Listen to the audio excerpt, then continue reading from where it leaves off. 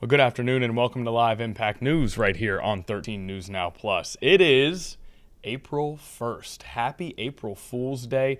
We've really moved into the springtime here. It is the month of April 2026. We are cruising through this new year. It's moving quite fast, and there will be no midweek lull for us today because what a bit of news we have for you on this Wednesday in early April. We have got a Supreme Court hearing that is happening right now regarding birthright citizenship. It is also the first Supreme Court hearing that we know of where a sitting president, is attending the court hearings as Donald Trump is in the courtroom reportedly for those hearings. We also have coming up approximately 6:24 p.m. the first window for a possible Artemis II launch, the space mission that will get closer to the moon than any has in 50 years. So we have got a lot to cover here on 13 News Now. We also, of course, have social media posts from President Trump declaring that a ceasefire has been requested by Iran, and then, of course, conflicting reports from Iranian officials saying that is not the case. It's a back and forth that we've seen quite a bit over the last few weeks of this war in Iran that is now in its second month. So plenty to cover. The People's producer, Naya Campbell, is here to help us make sure all of it gets explored. Naya, how are we doing on this April Fool's Day? Can I before you talk, can I just say, Naya and I have now experienced quite a few holidays together. We've been working together for some time, especially on this show. I have not seen her more excited for a holiday than April Fool's Day. It's so jokey. I love it. You guys came in hot when I walked in here. Now, you're probably wondering whose voice that is. Oh. That We didn't ask him to speak yet. So I didn't have his mic open because we didn't know he was going to speak. We did not know he was going to jump in, but this is also Wow. a man who loves April Fool's Day and one who we're extremely gratified is here with us today and frankly can jump in whenever he would like. He's earned that That's right okay. as a top-notch meteorologist. Hunter Forst is in the building. What's up, Hunter? Do you Hey. also love an April Fool's Day? I do love April Fool's Day. Best prank you ever pulled? I have no idea. Okay. I put you on the spot there a little bit. I do apologize. I love a good joke, you know? Okay. So We could tell just from knowing you. this is my third favorite holiday. Listen, you're full of them. Third favorite holiday, first two? First two, Yeah. that would be Connor and Naya's birthdays. Thank you Yep. so much. We Naya's appreciate first. your support. Naya's first, of course. then Of course. Connor. Yes, yes. Now, on this April Fool's Day, are we going to have a day full of beauty and sunshine? Unfortunately, it's going to be really cold and rainy. See, after we've talked about April April Fool's Day for 10 minutes. He said that really quick because he wanted to keep that job. I did. Correct. Okay. We could see some record warmth today. Yes, let's very strongly restate Yeah. that was an April Fool's joke. For those of you who have not been outside yet, it is spectacular. It's really warm out. Yeah. Beautiful. Your Beautiful. kind of weather. We're in the upper 70s right now to right around 80. Yeah. Average highs around 65 for the first day of April. Shout out April. Welcome, April. Can Thank you believe for a joining quarter us. of the year is already done? A quarter of the year is already done. Now can we push back against that, Naya? No. Is a quarter of the year done? Yes. No, because the winter time doesn't hold nearly the same weight as the summer and the springtime. So I feel like half of the year is done we because summer goes by like this. Summer does go by a little faster. That's a good point. A quarter of the year is done. It is astounding to think. It feels like there's so much more still in front of us. But, I mean, we're done with March. It is We're crazy. basically in 2027, Yeah. which is crazy. Are you ready for it? That means we're another year closer to getting to the moon. Well, Standing on the moon. I've got great news for you, Hunter. We're taking a big step towards getting to the moon today. But, of course, we're going to get to that later. Are you into the Artemis II launch? Have you been Absolutely. following it closely? I love space. Do you follow it through a weather lens, or do you just enjoy it as a leisure activity? Like, are you monitoring the weather I at the would Kennedy say station? leisure? I've been watching the Weather Channel Yeah. about it. So of course, then I get my what the weather's like down there through. If they can launch or not, Yeah. based on. Can I ask you a question? No. And this may not be one that, if you can't answer it, that's totally fine. But it is strange to me that this space shuttle, multi-billions of dollars, is going literally to outer space, the most unknown and potentially dangerous place that the human mind can conceive.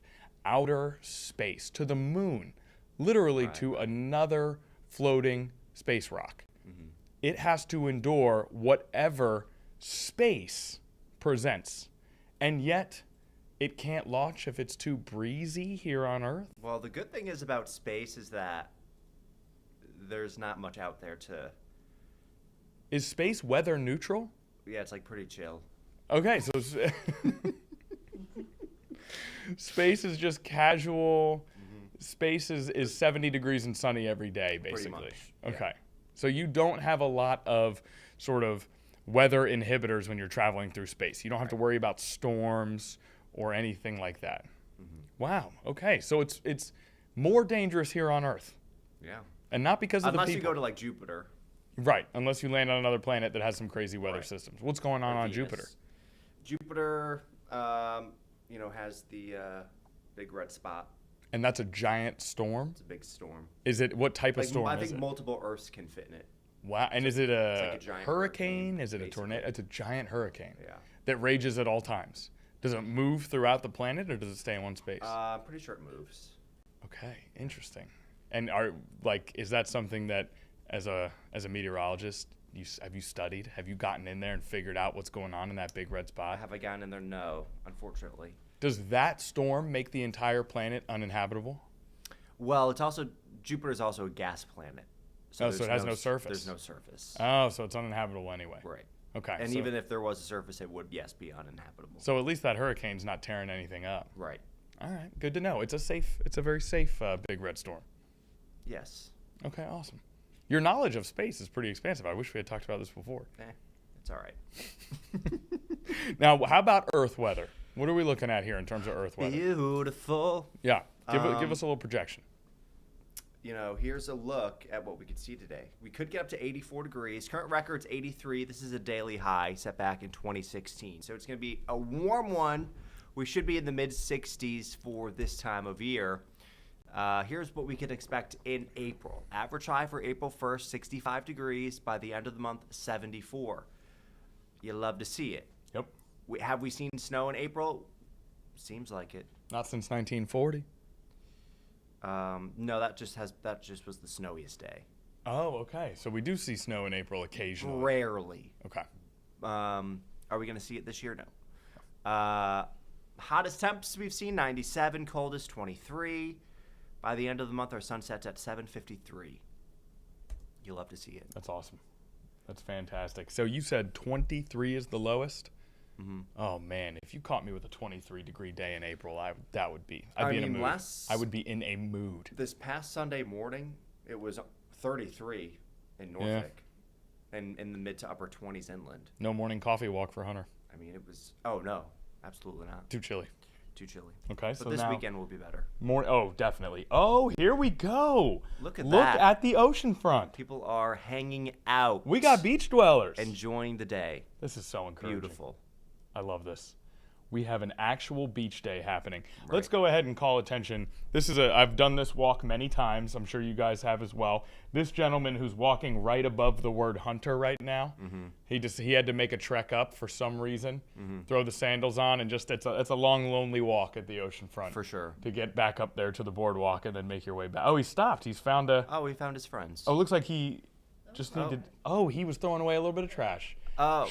Huge shout out to that guy for not littering. Wow. Yep. We'd love to see that. Round of applause. I wish we could find this gentleman. Okay, so he had to throw away a little trash. That also a long walk. Make sure once the summertime comes, if you have to make that trek to the trash cans, bring your sandals.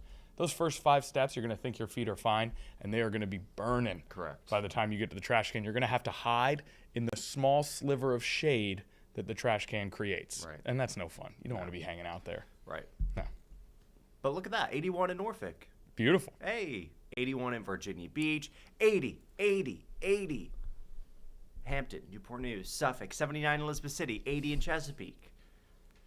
He's just giving out 80s. I'm just giving out 80s. He's just tossing 80s out left and right. Shout out Elizabeth City, almost there, 79. Shout out Elizabeth City. Maybe you they'll guys will get there. Yeah. I believe in you. Okay, at some point today they'll hit 80. For sure. Okay. But satellite and radar are looking good. Plenty of sunshine.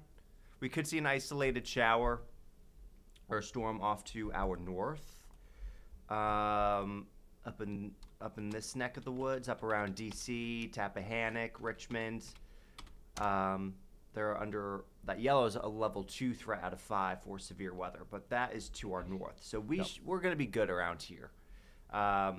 D.C., Baltimore, Philly, but for us, we're looking good today.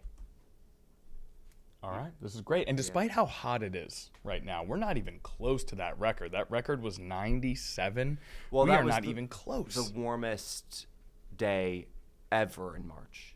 Ever in March. Or April. In April, right. Which late April, you do start to expect it to be a little bit hotter. Yeah. It's still April 1st. The hottest April 1st. Would we be close to the hottest April 1st? I don't want to put you on the spot. Yeah, that was the first graphic. Okay, we are close to the hottest April 1st. We could beat it. I apologize for missing a slide. That's 100% on me. I was busy yapping about April Fools. Current record's 83. Okay, we are. I And we think can we get to might 80. beat it. This is great. So we shall see. We shall see. Starting off the month strong. Yes. But here's a look at later this afternoon, mid to low 80s. There's a look at the chance for a shower or storm off towards the north. But things not looking bad. I love it when it's still in the 80s at 7 o'clock, 8 o'clock at night. It's just such a good vibe. Birds chirping. Mm-hmm. When you can go outside in shorts and a T-shirt as the sun is setting, Right. that's when you've really kind of, you've Exactly. reached peak weather right there. Exactly. Thursday morning, a good start to the day, warm, mid to upper 60s to start off the morning. By the afternoon, plenty of sun. We're back into the mid to lower 80s. And even Thursday evening looking good too. By 9 o'clock, we're in the upper 60s to right around 70 degrees. Plenty of sunshine. And it stays nice heading into Friday as well. We're mid 60s Friday morning. So Friday's looking good too. Another warm day, and it stays warm heading into this weekend. 80 on Saturday, a mix of sun and clouds. It'll be warm waking up in the mid to lower 60s. And we'll stay in the 80s for Easter as well. 81 degrees on Easter Sunday. There is a chance for some showers Sunday evening and Sunday night. But if you have any plans, in the morning or in the afternoon, Easter egg hunt, it's going to be looking pretty good. Who's excited to get an Easter basket? Whoop, whoop. Very excited. I'm very excited. Naya? Naya? I don't usually get an Easter basket, so Oh, that's okay. I'll get you one. We'll have to rectify that. Are Yeah. you working this Sunday here? no. Then I guess I can't give you I one. accept gifts on Monday. I won't be here. A Monday, how about next Wednesday? And I won't be here on Tuesday either. And by next Wednesday, it's already so far gone. No, There's the point. spirit of the holiday lasts well through the week, Hunter. Okay, let's not. You can definitely bring Naya an Easter basket on Wednesday. And can I tell you guys I just got an email. They're sold out. Oh, no. just for the viewing public, he looked at no screens. Not a single eye was on a screen as he got that email. No, it came up on the computer. Can I tell you guys a fun little tidbit about the Easter baskets I used to get back Sure. in the day from the parents? What do you mean? You mean the Easter Bunny? I mean the Easter Bunny. The Easter Bunny in my Easter basket used to always include a little VHS tape of a movie. Wow. Yeah, That's nice. I know. It was like my favorite part of the whole thing. I love What that. movie am I going to get? Little Mighty Ducks D2 action. Classic. Little Sandlot action. Love the Sandlot. Little School of Rock action. Love. Oh, I thought you were going to sing a song from School of Rock for sure. That's like your favorite thing. I'm trying to think. We'll do that on Wednesday as well. I remember.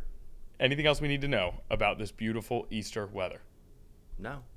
Any fun Hunter forced Easter anecdotes that you want to share with us? I was just gonna say, I remember one year my parents, when I woke up, the Easter Bunny left a trail of jelly beans throughout the house, Okay. and we had to follow them. And then wherever it ended up, that's where our basket was. I that's very love cute. that. It was Now, fun. it sounds as though you did grow up in a house without a dog. No, we actually did have dogs. How'd the dog handle the jelly bean trail? That's a very well-behaved That dog is a that good you question. had there. Maggie, miss you, girl. Maggie was definitely, shout out Maggie. She was very. she was She in a room listened somewhere. very well. Yes. Black Lab German Pointer. Great dog. Ooh. Oh. Mm-hmm. All right, Hunter, any final space weather facts that we need to know? Weather, calm in space. Weather what? The weather is calm in space. Calm. This is great. Well, there really isn't any weather. Okay. Hunter, we appreciate you. Even though there's no weather in space, you're still my favorite space meteorologist. That is Hunter Force. Nah, I thought you were going to love that line. I thought you were going to be like, oh, like you were going to give me a... Oh. No, that's a fake. That was even worse. That was worse. Did you want to show us the 7-day Hunter? We do have a cool down coming. Yes. Long way away. Look at that. 84, 82, 80, 80, 80, 80, 80. And then 60. Boo. That's okay. That's actually Naya's pretty and psyched on my about weekend too? 60 is a good No. spot. Naya enjoys. It is on Hunter's weekend, which is sad. Naya came in today. She said it's too hot. It's too hot. She's already done with it. Oh, give me a... Oh, I know. brother. Yeah. It's way too hot. I do not like to sweat. It's way too hot. It's 80. That's hot. You're from 60 is Florida. perfect. I know. I hate it hot. That's why I came here. That's a good point, actually. Yeah, you should have a little bit of camaraderie with the heat. I feel like. I would my God, my goodness. And slow down. I would have loved to see Naya in the middle of July in Florida. Well, the fact that you guys never came in contact. You were in Florida too. I can't believe you guys didn't cross paths. We were 3 hours away. Close enough. You ever go to Tampa for vacation? Is that a part of the Jacksonville once. lifestyle? Sometimes Only I would once. go to St. Augustine I used to go to because my St. friend Augustine a lot. went to Flower. Okay, that sounds like someone who's got some memories in St. Augustine that are not shit. No, these are good memories. Okay, good memories. Yeah. If you've never been, you should go. It's a beautiful town, St. All right. Augustine. Especially during Christmas. Earth weather, space weather, travel recommendations, April Fool celebrations. What do you not get from a Hunter Forced forecast on Live Impact News? $1 million. Well, more of a rhetorical question. More of a rhetorical question. Even $1, actually. No money whatsoever. But Hunter, we appreciate you nonetheless. Thank you so much for hanging out with us today. And let's do this. We're obviously going to take a break. Naya, I'm wondering if before the break we could just toss up Channel 5 here so we can get a look at the astronauts who are prepping for their launch window this evening. They've already got the spacesuits on. They wasted no time getting suited up to prepare for this launch. And that just goes to show that we are getting very, very close to our trip to the moon, our first one in 50 years, as Jeremy Hansen prepares, one of 4 astronauts that will be headed up into space. For us here, we're headed to a brief commercial break. When we get back, we'll dive into some of the major headlines today, right here on Live Impact News.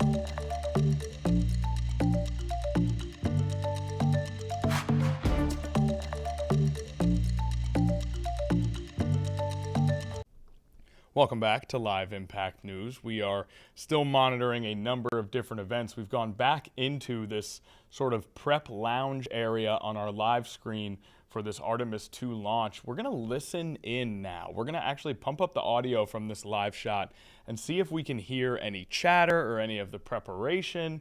Just very quickly here, it looks like the astronauts are kind of chatting amongst themselves. Let's take a listen in as the 4 astronauts that will be heading into space likely today get ready for their mission, and then we'll meet back here and look into some of our other big stories.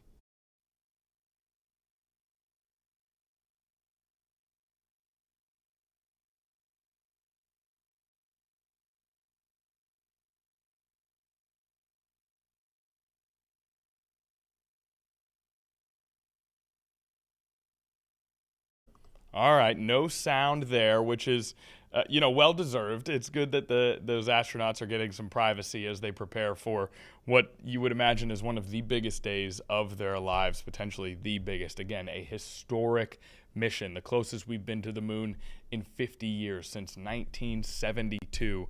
And these 4 astronauts will be the ones to take us there. Now, we've got plenty more coverage coming up. We actually have an expert who's going to be joining us to talk a little bit about this mission, what it means, what it could provide, things of that nature. But first, we're going to dig into this other major story that we have happening today. That is in regards to the Supreme Court decision, Supreme Court debate, on birthright citizenship. The Supreme Court casting doubt on President Donald Trump's restrictions on birthright citizenship in a major case that was magnified by President Donald Trump's presence in the courtroom, a presence that is unprecedented. Conservative and liberal justices on Wednesday questioned whether Trump's order declaring that children born to parents who are in the United States illegally or temporarily are not American citizens comports with either the Constitution or federal law. Let me break that down. I want to restate that. Birthright citizenship means that if you are a child who is born to someone in the United States, you are a United States citizen, even if your parents, those who birthed you, are here illegally or temporarily. If you are born here in the United States, you are a United States citizen. That is birthright citizenship. Okay. Now, President Trump has looked to create an order that would get rid of that policy, that would make that no longer the case. If you are born to someone who is here illegally or temporarily, you would not get that automatic birthright citizenship. But justices on Wednesday are questioning whether that comports with the Constitution or federal law. And of course, there's that added layer we talked about of Donald Trump being the first sitting president to attend arguments at the nation's highest court. He spent just over an hour inside the courtroom for arguments made by the Republican administration's top Supreme Court lawyer. That is the report we're getting from the Associated Press. He departed shortly thereafter when another lawyer, Cecilia Wang, began her presentation in defense of broad birthright citizenship. So this is an ongoing situation. Now, outside of the Supreme Court today were widespread protests. From what we have seen that are geared towards protecting that birthright citizenship. Now, whether or not there were protests on the other side or counter-protests, we have not been able to tell just from watching, but we do know there were protests protecting birthright citizenship. So what we're going to do now is listen in on some of those that we recorded earlier today. Another report that we have from the Associated Press that we want to just make sure we include for context. Justice Clarence Thomas sounded like the most likely among the 9 justices to side with President Trump in this particular case. So of the nine justices, Justice Thomas sounded the most likely to side with President Trump. So that is a little bit of context as we await a decision, and the justices are hearing Trump's appeal of a lower court ruling from New Hampshire that struck down those citizenship restrictions that President Trump was in favor of. So it's an appeal to a higher court from that lower court ruling in New Hampshire. Let's listen in now on protesters. Who were enslaved and free, whether you are the descendant of someone who came on the Mayflower or someone who arrived just before your birth, we all are Americans alike, and that is the principle that we stood up for together, all of us, in the Supreme Court of the United States today. We could not be more confident that despite the policy preferences of the current administration, that this attack on what it means to be American in the most fundamental way, that attack will be turned down. It will be destroyed and left in the wayside because we know what the 14th Amendment says. We know what free Black Americans fought for when they led the way to universal birthright citizenship for all in the 14th Amendment. And so I want to thank you all for standing with us in this fight and for keeping with us every step of the way. Thank you.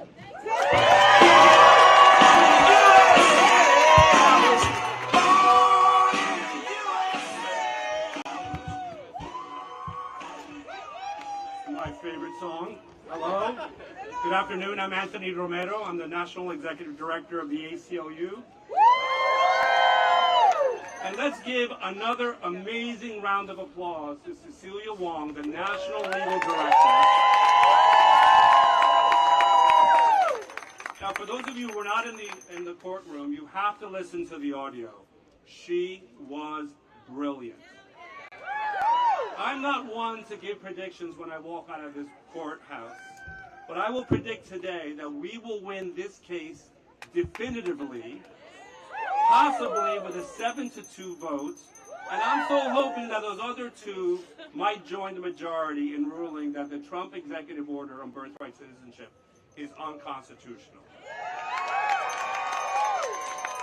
Now, the 14th Amendment was written once and for all to settle who belongs in this country. It is sacred ground for those of us in the civil rights community. Birthright citizenship is how we started atoning for America's original sin of chattel slavery. Birthright citizenship is how we made citizens out of the children of enslaved people. And birthright citizenship is how a nation of immigrants made sure that we would all be equal under the law. Out of many, one. That was the promise of our founders. But if President Trump has his way, when you're born in the USA, you will not be an American citizen. If President Trump has his way, he will create second-class citizens. If President Trump has a way, we will have a country where anyone who is born here of immigrant parents will be relegated to a lower status and denied basic rights because of their citizenship of their parents. Now, President Trump, as it turns out, was sitting 6 feet away from me in the courtroom. And I was watching him as I was listening to the argument, and I dare say that he had a very good lesson in American constitutional law and civil liberties and civil rights. And I could see the way his shoulders slumped when National Legal Director Cecilia Wong stood up and started making arguments that he knew he had a losing case. He turned up today because he wanted to try to put his thumb on the scale. He wanted to try to intimidate some of the justices, 3 of whom he appointed to rule in his favor. I dare say that did not work. Birthright citizenship goes to the heart of who we are. It is literally what and who we're made of. It is, put simply, what makes America great. All right, back here in Live Impact News, as you hear speakers outside of that Supreme Court case, that speaker individually insinuating that President Trump was there to try and tip the scales in his favor in this birthright citizenship case. Now, our most recent report, as of 5 minutes ago from the Associated Press, is that the Supreme Court seems poised Wednesday to reject President Donald Trump's restrictions on birthright citizenship. So we will see. We do not have a concrete decision yet, but the reporting is that that will be rejected by the Supreme Court. We'll certainly keep you updated as we get more updates. For now, we're going to move forward to a story that we've been talking about for most of the week, that we've already been highlighting today quite a bit, and that is the Artemis II launch that we are expecting to occur around 6:24 p.m. Now, what that means is that is the first available window where that could potentially happen. Now, that does not mean that the launch is a guarantee, but that is the first available window that we have where that launch could happen. So if the conditions are right, Artemis 2 will go into the atmosphere at that time. So we welcome now from Virginia Tech aerospace engineer Samantha Kenyon to the stream to talk to us a little bit more about this mission. Samantha, I really appreciate you taking the time to hang with us on what is a very exciting day. I want to start here. As an aerospace engineer, I know everybody sees this through a different lens. What is this day like for you, the anticipation and sort of the possibility to come? Yeah, it's very exciting. And it's also exciting to have a national stage where people who don't necessarily know what's going on in the aerospace world and industry are clued into what's going on. And this is definitely going to push technology and innovation for my field. So me and my colleagues are very excited about this. I bet. I want to stay on that for a second. You talk about the national stage and how that's allowing a lot of people who aren't sort of consistently tuned into this field to learn a little bit more about it and to almost catch up on what's been happening. If you could give sort of a brief summary on what has been happening, what have we all missed since the last time that sort of mainstream space exploration was in the news? Yeah, definitely. So for the past 25 years, we've been sending astronauts to the ISS between the US and other countries as well as a collaboration. And that's been where a lot of the astronaut and people's going to space has been invested in. And I think right now is keying in on a transition time where we're transitioning from prioritizing the ISS to prioritizing moon exploration. With the goal of eventually being able to build up the technology and the resources to get humans perhaps even farther than the moon. And what is that transition that you talked about from the ISS out to the moon? What does that transition entail? What more does it take to execute a moon mission as opposed to going to the ISS?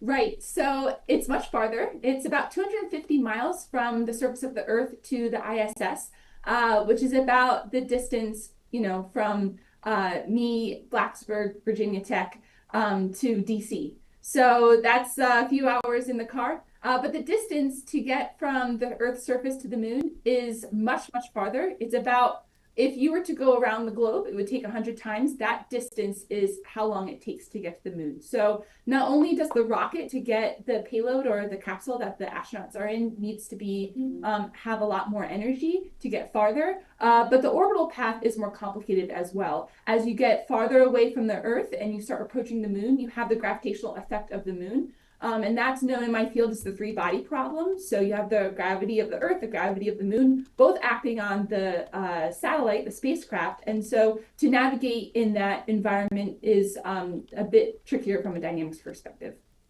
So quite a bit. I mean, that is, when you mentioned sort of that comparison, that was a really helpful comparison of the distance. It's almost inconceivable how much further it actually is based on that comparison, which naturally, if you're kind of going through more stuff to make this happen, it's got to be for a good reason. What do we expect to gain out of this mission? Yeah, so this mission specifically is to test with people in the capsule all of the life systems and the orbital path, and there's also going to be some proximity rendezvous operations of the capsule in the low Earth orbit before we go to the moon. So a lot of the systems and capabilities of the spacecraft to enable humans to walk on the moon are going to be tested during this mission. With a reduced risk of not going all the way to that final step. And this is similar to how the Apollo era different missions also transpired, where we took incremental steps and tested systems to ensure success.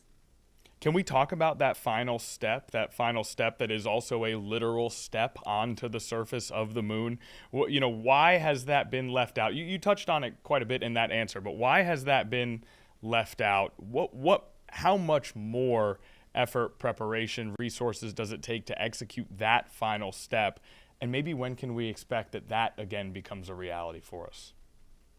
Yeah, so to answer your second question first, the Artemis 4 mission is when we will expect to have humans actually walking on the moon, and right now that's scheduled for 2028. But the significance of that is the extra step of getting the capsule from an orbit around the moon to much lower altitudes, so closer to the moon's surface, and then actually properly landing on the moon in the correct orientation is a bit challenging. Some of the previous probes and spacecraft that were not crewed that went to the moon in the last few years have had some difficulty. One of the machines landed on its side, so they were able to still perform some of the science objectives for that. But that process of making sure the rocket lands upright onto the moon is not trivial as well. So that will be kind of the last step that's added in for that Artemis 4 mission. And then, we talk about how it's been 50 years since we got this close to the moon. For people who are kind of saying, hey, we did it in 1972, why has this not become something that is more regular and more easily accessible if we were able to do it 50 years ago? Why is it so hard to get into space, to stay in space, to get to the moon? I mean, obviously it's wildly complicated beyond anything I could comprehend, but just in a general sense, what makes all of this so difficult even 50 years after we did it the first time? Yeah, definitely. I think that cost is a big driving factor. To be able to launch astronauts in a capsule and to go a greater distance to the moon means you need more fuel, and that means more mass, which means you need better rocket technology, which is what the SLS is capable of doing. Much more than launching satellites that don't require life support systems, that don't have people on board. So just adding that those levels adds a lot of complexity, adds a lot of needed requirements for the rocket and everything like that. So I think that for the last 25 years, like I mentioned, we've been prioritizing having astronauts in the ISS and understanding those environments, and the funding towards having humans in space has been going towards that effort. So yes, it has been some time, but we see from the U.S. government increased in funding and interest and desire to have humans go back to the moon, and this is kind of a next era of space race. And the difference between Apollo will be the fact that the eventual goal is to have a sustained presence of humans on the moon. So it's not just that we're going and that we're coming back. Eventually, as we approach the 2030s decade, we're going to want to have a sustained, continual presence of astronauts on the moon's surface. Now that part is so interesting to me, and what does that look like? What is that expected to look like? A sustained presence on the moon? Is that a colony? Is that people living there for years at a time? I mean, what would that look like? Yeah, that's a wonderful question. I think the community and what the objectives are, we're still kind of defining what that looks like. Right now, the south pole of the moon is what most people are assuming is going to be where that sustained presence is going to be. It will consist of having habitats and structures that reside on the moon's surface where astronauts can live in, essentially. Similar to how we've been operating in the ISS, where astronauts will go up for 6 months to up to a year's amount of time, we might see a similar type of activity, but going to the moon instead. There's a lot of interesting science to be done on the moon, and specifically a big objective is for them to see whether we can extract water from the moon for propellant as a kind of refueling station to eventually get to Mars. So it's kind of that intermediate step, having that sustained presence on the moon to even think about the feasibility of sending humans to Mars. Okay, so ultimately, if this were to work out, it would function as a rest stop on the journey to Mars, or as a layover, almost, if you will, on the journey to Mars. But you mentioned how extracting water from the moon is a critical aspect of that goal. Can we talk about, I would have, if someone had just asked me, if they had said, hey, Connor, do you know if they can get water off the moon? I would have said, I don't think that's possible. What are the odds of that being a reality, and what from this trip will indicate to us whether that could happen or not, if anything? So, first of all, the moon's very cold. So, water that exists on the moon is in a frozen state.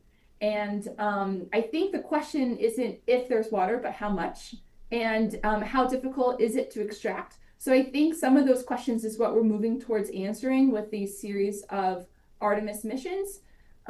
This particular mission, again, the primary objective is to test the Orion capsule, to test the trajectory, and to test all of the necessary spacecraft features that will enable humans to eventually land on the moon.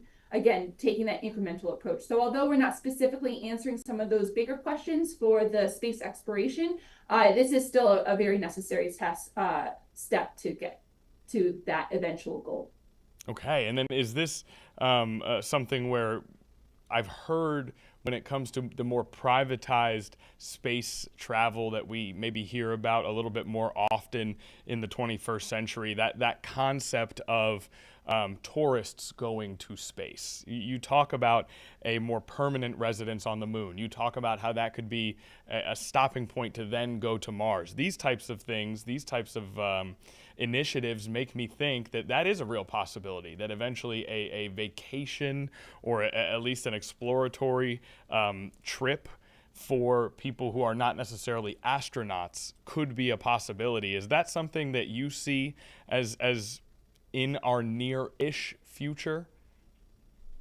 Yeah, that's a wonderful question. I don't necessarily see it as a very near future, but I do think that it is the trends that we've seen in other space exploration. So, like I said, starting in 2000 is when we sent the first astronauts to space to reside on the International Space Station. And then as of the last few years, we've been doing more civilian people can get a ride to space.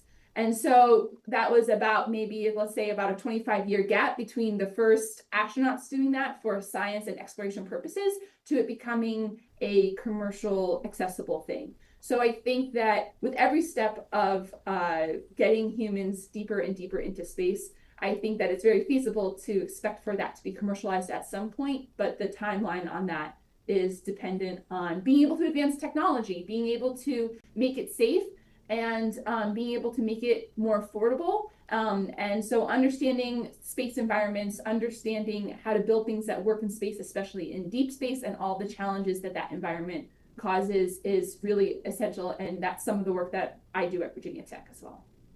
Oh, fantastic. I mean, that's great. Could you maybe tell us a little bit about your work? I mean, what do you focus on that kind of speaks to you about this mission? Yeah, so my research is building satellites, instruments and sensors that work in space. And I also work on understanding satellite communication systems. So enabling not only people, but also science payloads that might contain a camera or something like that, and having that make sure that that works on the satellite. And then also there's about a 1 second delay from light going from the Earth to the moon. So if you were to flash a flashlight that you could see from the Earth and you were standing on the moon, it would take over a second for that light to come. Now, that's not that much time, but if you think about live streaming or maybe getting mission critical communication signals, that is may impact things a little bit more. So understanding those systems, understanding how we can design where we put satellites in that complicated, as I mentioned before, 3-body problem where you have the gravity of the Earth and the gravity of the moon affecting the motion of objects. But understanding all of those design trades and how to optimize systems to work in those environments is some of the work that I do here at Virginia Tech. Dr. Kenyon, that sounds awesome. I want to do a quick pop quiz for myself. You mentioned the gravity problem with the 2 objects. Is that the 3-body problem? Is that what it was called that we talked about earlier?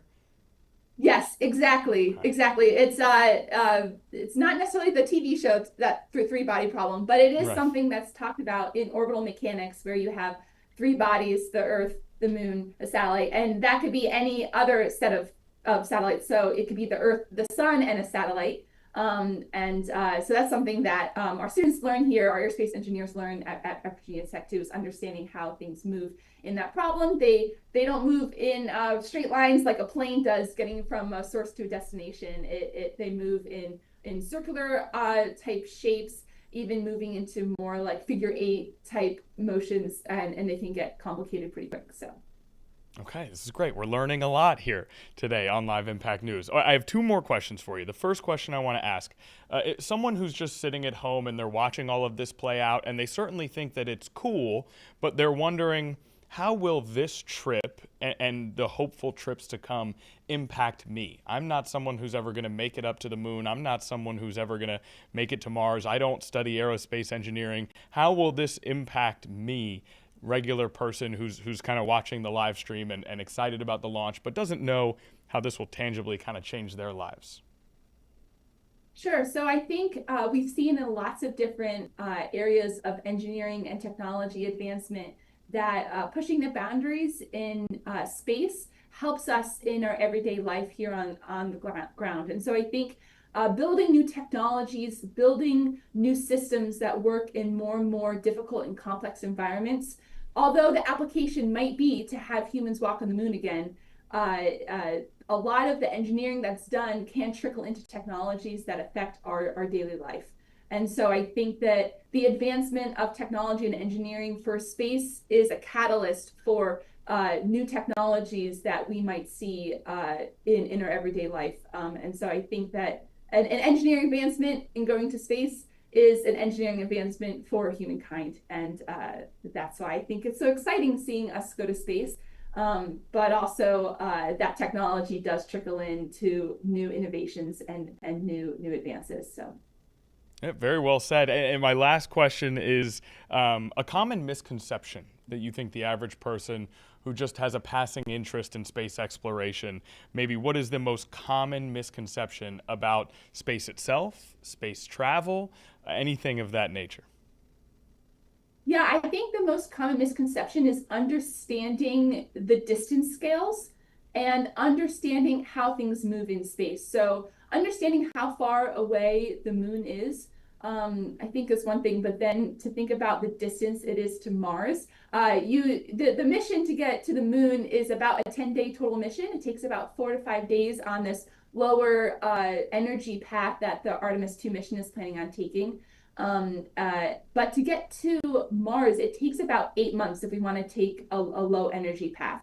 And so understanding the time scales and the distance scales when we're dealing with things in space, I think is something that we don't really have a context for because we're constrained to distances around the Earth.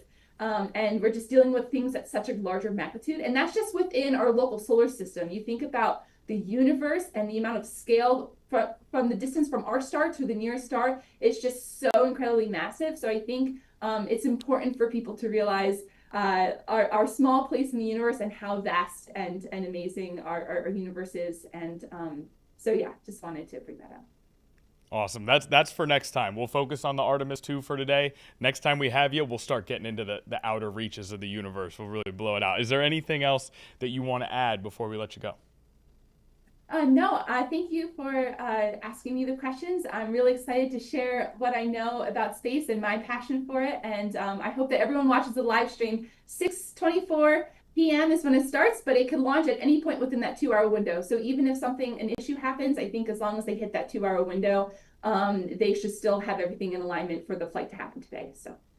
Awesome. Good to know. Dr. Kenyon, we can sense your passion just talking to you for these 20 minutes. So we appreciate you coming on and sharing that with us, and we'll certainly be tuned in. And, good luck with everything, and good luck to the 4 astronauts headed up into space today. So thanks so much for joining. Yes. Thank you very much for having me. All right, Dr. Kenyon from Virginia Tech, an aerospace engineer. A lot of great insight there, right? I mean, we think of things in a different way. We hear we're ground bound, and we sort of look at this in awe, whereas Dr. Kenyon is studying this stuff actively. Getting to talk to her about the subject, really, really enlightening for us. We're going to take a brief commercial break here. When we get back, we'll continue to monitor that Artemis. We've got astronauts are now sort of out talking to people. It's hard to know exactly what they're doing, if they're talking to press or maybe others who are gathered around, family, friends, but they are out and about chatting in their spacesuits. So we'll tune into that when we get back. We'll also look into some of those other stories we talked about. For now, a brief commercial break.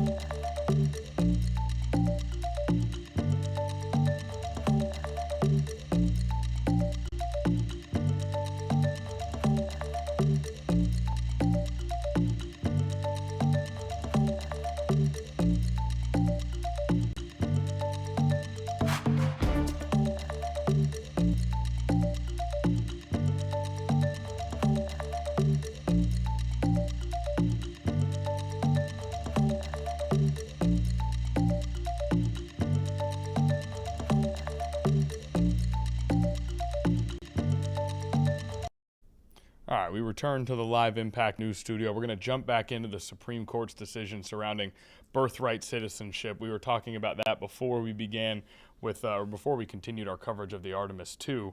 Now, we know that for the first time ever, a sitting president attended arguments at the nation's highest court, the Supreme Court.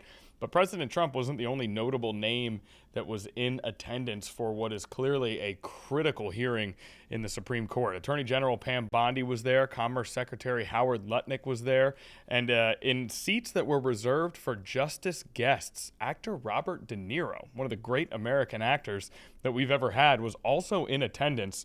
It's clear that this is a decision that not only holds incredible weight for those who live here in the United States, but has drawn enormous interest from officials and celebrities alike here. Now, that includes people who are gathered outside the Supreme Court to protest this, the attempt at canceling birthright citizenship, right? People who are protesting in favor of maintaining birthright citizenship. We were listening to them before we let off. We're going to play, there's only about 2 minutes left in that particular soundbite. We're going to play the rest of that soundbite.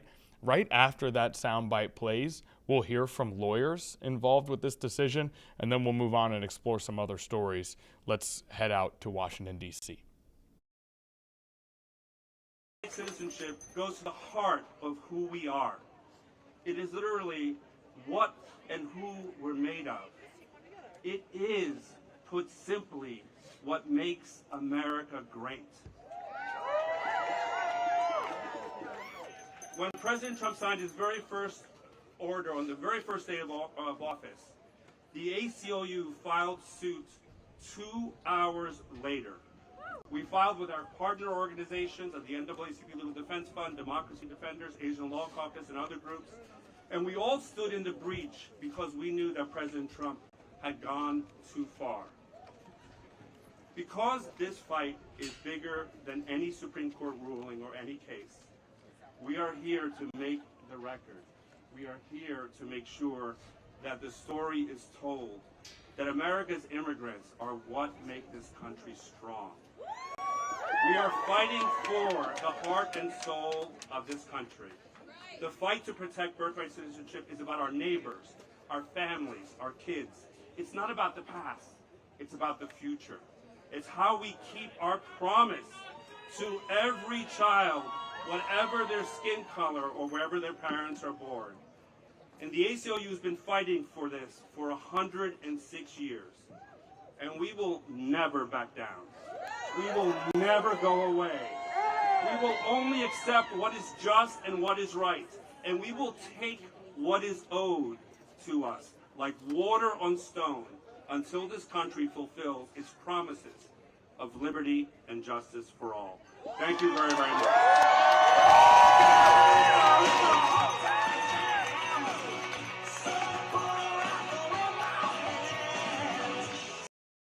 Director Cecilia Wong presented arguments on a very simple premise, that if you're born in the USA, you're an American citizen.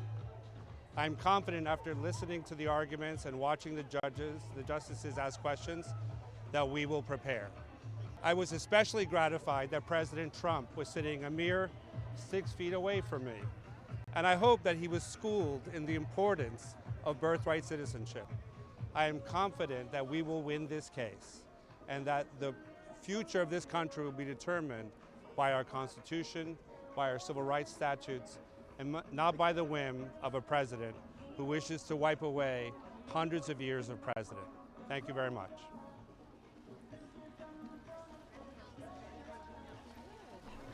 All right, back here in the live Impact News studio as updates continue to flow in from outside the Supreme Court, or at least activity continues to flow in from outside of the Supreme Court. As again, you could hear protesters there, you could see speakers up at the microphone protesting the attempt to cancel birthright citizenship. Now, if you bear with me for just a moment here, we can discuss a little bit where the concept of birthright citizenship specifically comes from. This is going to be the 14th Amendment of the Constitution. The very first sentence of that amendment, the Citizenship Clause, makes citizens of all persons born or naturalized in the United States and subject to the jurisdiction thereof, which, under the long-standing interpretation, includes children born to mothers who are in the country illegally. So the case turns on the meaning of that final phrase about jurisdiction, but it's the 14th Amendment of the Constitution that is the bedrock for birthright citizenship. Now, Trump's view is that people who are here illegally or temporarily are, quote, not subject to the jurisdiction of the United States, and therefore U.S.-born children are not entitled to citizenship. Now, there are more than 250,000 babies born each year in the U.S. who would be affected by the executive order. That sort of incongruence with the Trump administration's other anti-immigration policies that we have seen play out throughout his second term in a very sort of nationally sort of impactful way, as we have seen, obviously, immigration and customs enforcement in various cities, conducting those surges into various cities, and so on and so forth with some of policies in the second term regarding immigration. Now, we have a couple of different places that we can go here as we move throughout our stream. We do have Artemis 2 astronauts are back on their bus, and they are headed off possibly to the Kennedy station to get ready for launch at this point in time. It's 2 o'clock Eastern time, so about 4 hours and 24 minutes till that Artemis launch, but as you heard from Dr. Kenyon, could be any time over the course of those 2 hours. Now, we do have a fire at a building in Detroit, though from our live look at this, you cannot really make out much of what you're seeing there in what appears to be some sort of downtown-ish Detroit. The only thing that looks abnormal that I can see is flashing lights on an emergency vehicle that are sort of next to the tower with the green cone on top. On this State University building, Wayne State University building, if you look at the top left of that building, it looks like there may be some damage there. But it's hard to tell exactly what the damage is, but there's a reports of a fire at what is a historic building at, as we're getting updates here, Wayne State University. So potentially it is that building. That building carries some sort of history regarding the city of Detroit, hence why maybe we're hoping to take a look at it and at least try to figure out via observation what we could see. Difficult to tell from here. We will continue to keep tabs on that. Now, if we continue to move forward with some of our stories of the day, the 80-degree weather here in Hampton Roads is certainly one of those stories. You heard Hunter Forst tell us that it is possible that we will break the record for temperature here in Hampton Roads for April 1st. 84 the projection, 83 is the record. So we're monitoring that heat outside, the ocean front littered with people who are there spending time, hanging out, having a beach day, even all of this, the Artemis 2 launch, the Supreme Court decision, it all continues to happen under the specter of the Iran war, which also continues. Now let's move forward with a brief description of where that stands. Now, on Wednesday, on today, this very day, as I say that clunkily 3 times in a row, President Trump claimed that Iran's president wanted a ceasefire ahead of what will be an address to the American people by President Trump tonight. So claiming earlier today on his Truth Social website that that Iran's president wanted a ceasefire. That has of course, been refuted by Iranian officials. Iran's foreign ministry spokesman said Trump's remarks were false and baseless. So that's a back and forth that we have seen at various times, especially over the last 2 weeks. President Trump and the federal administration here making statements that are refuted by by spokespeople from Iran's foreign ministry, and so it remains to be seen. Now, again, let's mention that President Donald Trump will be addressing the American people tonight. There will be an address from President Trump. We don't know exactly what he'll be speaking about. With obviously the Supreme Court case means quite a bit to him, enough for him to attend in person.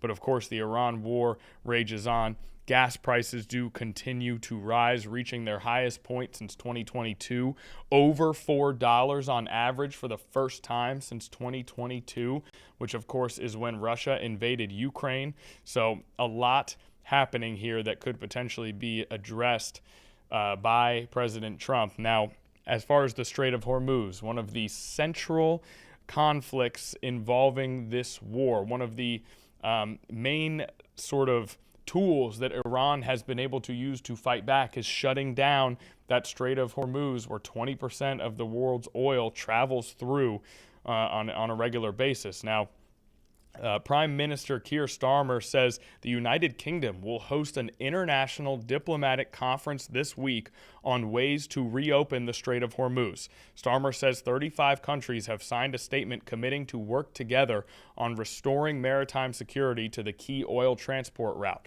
President Donald Trump has mentioned often how NATO countries, allies of the U.S., should be stepping up to help with passageway through the Strait of Hormuz. We see at least a diplomacy-driven conference that is on the way to try and restore some security to that key passageway where so much oil passes through, as we're in the midst of this energy price crisis after the war in Iran has cut off so much of that oil supply. Okay, that is some major hitters that we wanted to make sure we touched on today. We're going to take another break here. When we get back, we're going to play some more sound from earlier today. For now, let's go to a brief commercial.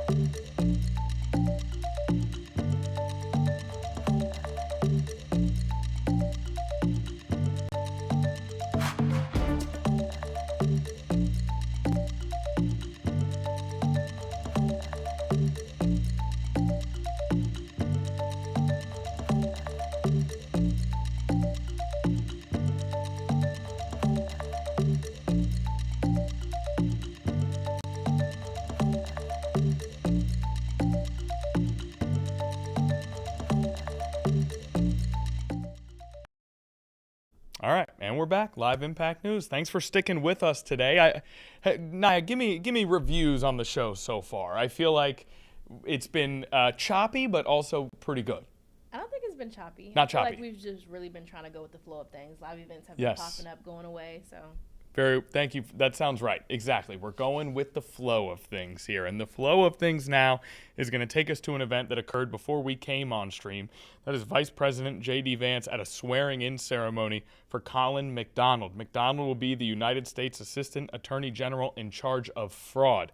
Fraud obviously has been a hot-button topic dating back to last year, when there was so much attention paid to the fraud plaguing the local government in Minnesota, the state government in Minnesota, and that's relation to some of the ICE surges that we saw in that state and in those cities. So a U.S. Assistant Attorney General in charge of fraud now being sworn in today by Vice President J.D. Vance. Let's hear what was said at the ceremony earlier.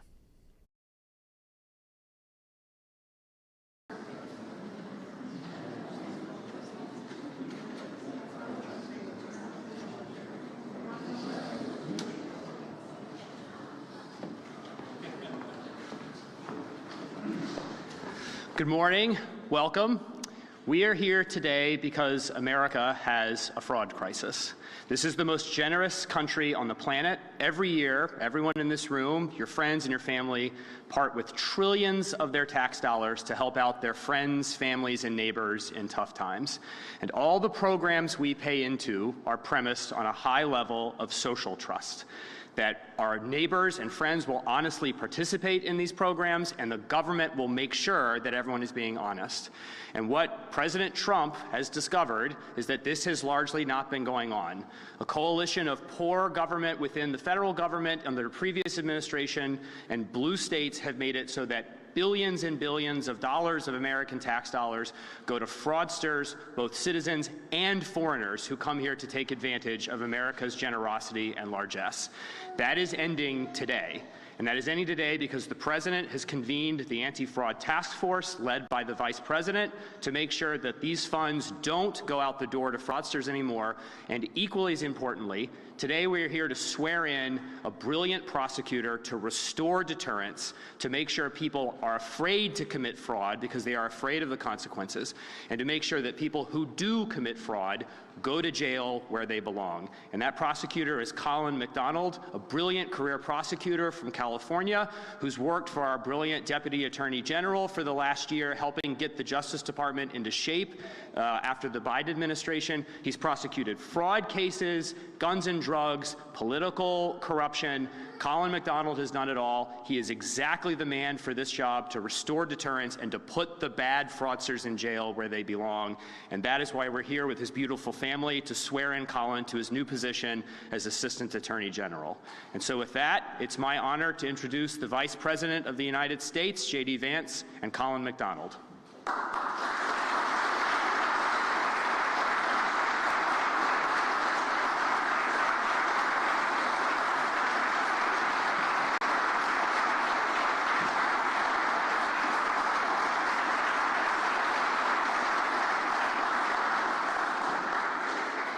Well, thank you all for being here. Thanks, Andrew, for the introduction and for leading this important task force. I want to thank a few people before I get to Colin and his beautiful family. So we're going to go on for about 35 minutes just to see how well-behaved your kids are, Colin and Janessa. So first, let me say thanks to Pam Bondi and Todd Blanche, our Attorney General and Deputy Attorney General, for supporting this mission. One of the things that we realized when we started to get into this job of combating fraud is that because the government had never really focused in such a holistic way on eliminating the fraud that's being committed against American taxpayers, we actually needed a new division within the Department of Justice. Colin is obviously leading that division, but it wouldn't have been possible without Todd and Pam helping us in setting up this office. I want to thank Colin, your beautiful family. You have 5 kids here, and I guess in age from 2 to 11, is that right? 13, 2 to 13. So you're 13, great. A beautiful crew, a great American family, and this is really a great American mission. As Andrew said, our entire social safety net, our entire idea of neighbors helping out neighbors, of Americans helping out Americans, is premised on the idea that only the people who really need these programs get them. And that when the American taxpayer sends money to a program, it goes to somebody in their community who has the legal right to be here, who has the legal right to actually benefit from these programs. If you don't do that, the whole thing falls apart. Our sense of of social trust, our sense of belonging, our sense that we help each other out, but we help out the people in our community, not the fraudsters who are getting rich off of our generosity. That whole thing falls apart unless we take fraud seriously, and that's what Colin is going to do. And one of the things that Colin has talked to me about and that I've been kind of shocked by, even though we've been sort of living this anti-fraud mission for the past couple of months, is that when you have fraud being committed in this country, the Department of Justice has largely turned a blind eye towards it if it's under a certain dollar amount. One of the things Colin is going to do is make sure that no fraud, no matter how big or how small it is, no fraud is small enough or big enough to look away from. And I think that's going to reimpose deterrence. It's going to make fraudsters know that they're going to suffer some consequences, and it's going to make the American people know that these programs are being protected for the people who need them, because there are a lot of them out there. We want to help them, but we've got to get rid of the fraud in order to do it. So without further ado, what we're going to do is I'm going to swear Colin in. We're going to take some photos, and then I think Colin, actually, we'll swear Colin in, Colin will say a few words, and then we'll take some photos afterwards. So thank you all for being here. This is a great mission. This is a great family, and we're grateful to you guys for taking this mission on. God bless you. Okay. Without further ado, come on. Yeah, kids, come on up. They are looking sharp today. Okay. So, please raise your right hand and repeat after me. I, Colin McDonald, do solemnly swear. I, Colin McDonald, do solemnly swear That I will support and defend the Constitution of the United States. that I will support and defend the Constitution of the United States Against all enemies, foreign and domestic. against all enemies, foreign and domestic, That I will bear true faith that I will bear true faith and allegiance to the same. and allegiance to the same, That I take this obligation freely, that I take this obligation freely without any mental reservation without any mental reservation or purpose of evasion. or purpose of evasion, And that I will well and faithfully and that I will well and faithfully discharge the duties discharge the duties of the office on which I'm about to enter. of the office on which I am about to enter. So help you God. So help me God. Congratulations.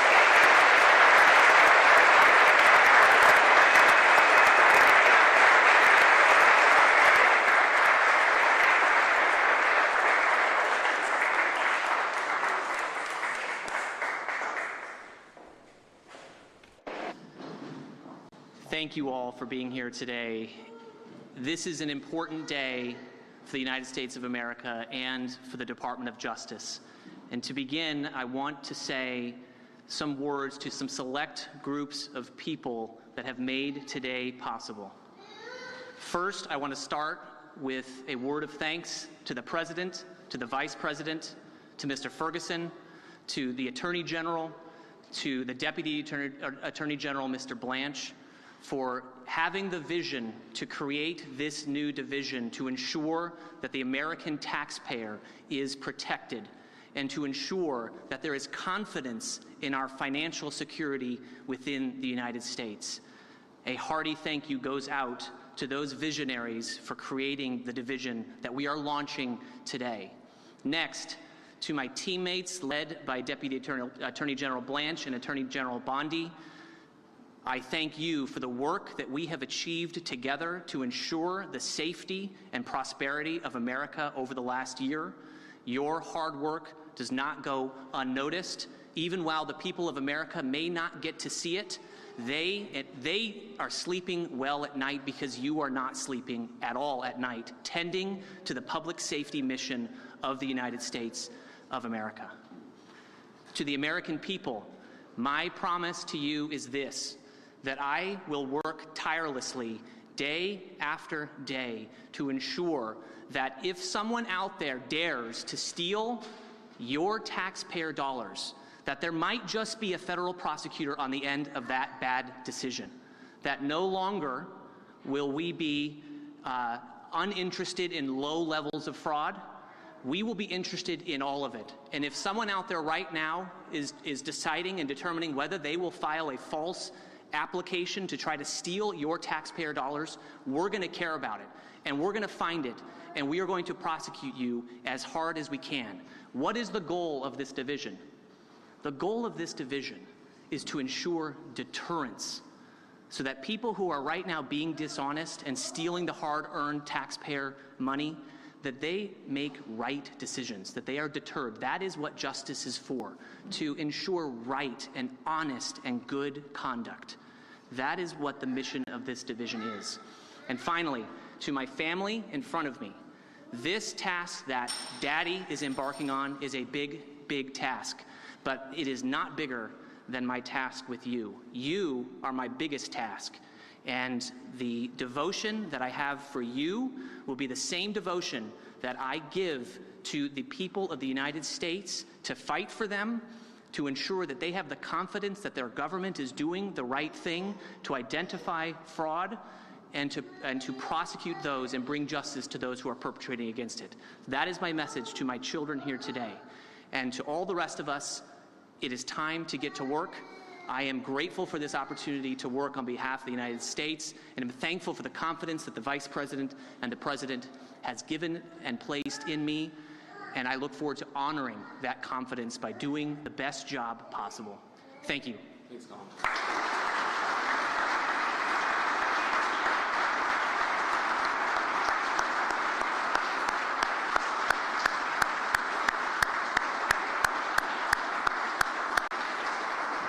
Okay, so I know the plan is to have the family back there for photos, but this is a much prettier building, a much prettier room to do the photos, so why don't we just have the family join us up here. But before that, two more quick things. This nomination, this department wouldn't exist. More importantly, this effort to focus on fraud wouldn't exist without the President's leadership, so I want to thank the President of the United States for making this possible. And second, very, very importantly, the United States Senate. Okay, there you have it. Colin McDonald confirmed as a new Assistant Attorney General of Fraud Enforcement at the Justice Department. He was confirmed by the Senate on Tuesday, a nomination that fell 52-47 in favor of the new Assistant Attorney General for Fraud Enforcement. So Colin McDonald takes over, and it remains to be seen where he'll take this department, where he'll take this program, but he is officially confirmed for that new role. So that is it remains to be seen as far as what comes next in that new role, but the confirmation happening today in Washington, D.C. at the White House. Now, what we're going to do here is let's lay some things out. First, let's take another look at the astronauts as they board the Artemis II. It looks like they are officially on the spaceship that will be their home for some time here as they make their way out into space. Those are 3 of the 4 astronauts. It looks like a Sharpie in use here. You could be on the most technologically advanced rocket ship in the history of the world, and you still got room for a Sharpie if you need to write something down. Getting on other pieces of their space suit here. It looks like that's going to be a little bit of headgear there. See, they've got the little microphone just like you, Naya. Not all that different from your headset here at Live Impact News.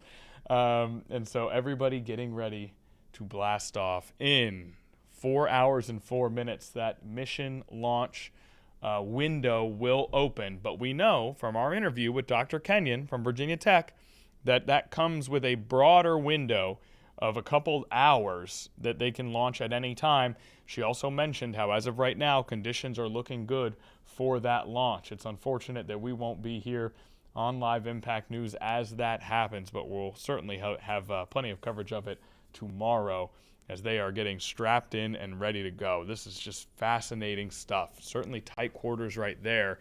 We've been wondering, Naya and I have been sitting here talking about what is the lounge situation. Obviously, they've got much bigger things to worry about than relaxation. Yeah. But where do they have a place to unwind? Are there areas in this spaceship where they can go for leisure activity, recreational activity? I would imagine they want to keep their bodies in tip-top shape. So what is sort of the fitness aspects of this rocket ship? Can you work out on this thing, or does what you're doing keep you in good shape anyway? All questions, Naya. Yeah, I would love to see the inside. I hope they take us through like the inside and see where they lounge at. Right. I was coming on Mike to say I've heard a lot of things about this. Okay. I've been compared to a lot of things. Astronaut has not been one of them, so I really appreciate that. Oh, the microphone? You're showing it? Yeah, we do it. Oftentimes we go NFL head coach with that microphone. I've heard coach. I've heard, what's the other one? Dispatch. Yeah. Yeah. Talking about, as you guys can see, Naya's got the the microphone attached to the headset for a long time. Dispatch, head coach, now an astronaut. Air traffic controller. Air traffic controller, that's right. But now it is astronaut Campbell that we have here. And this certainly looks like the little lobby area almost before they enter onto the ship. Obviously, we're just guessing, guys, as we're watching this, just like you guys. And you see the glove there? Like around the wrist is sort of a structure. It's I don't know how to say this. Like the circumference of the wrist is a hard material. I think when they put it onto the suit, they like click it in, you know, and it's not like a regular glove that you slide on and off. It clicks on to the wrist of your suit and creates sort of an airtight situation, or maybe at least a sealed off situation. So we may have to get us a pair of those. That might be next up on the Amazon list if they're available. But yes, the astronauts getting ready as we speak. Okay, here's what we are going to do now. We are going to take a break. When we come back, we're going to hear from Roger Goodell. Roger Goodell is the commissioner of the NFL. He held a press conference yesterday in which he touched on a number of different topics. And then we've got another interview coming up a little later in the stream. So commercial, Goodell, continued check-ins on the Artemis, an interview later on. A busy day continues here on Wednesday.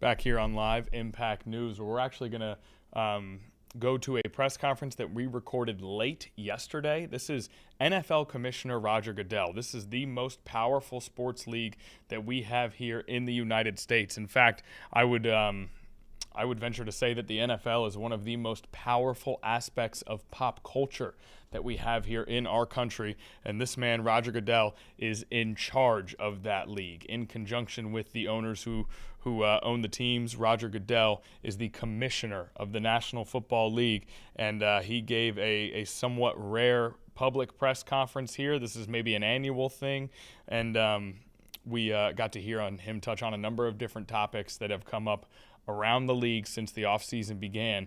Let's take a listen to Commissioner Goodell.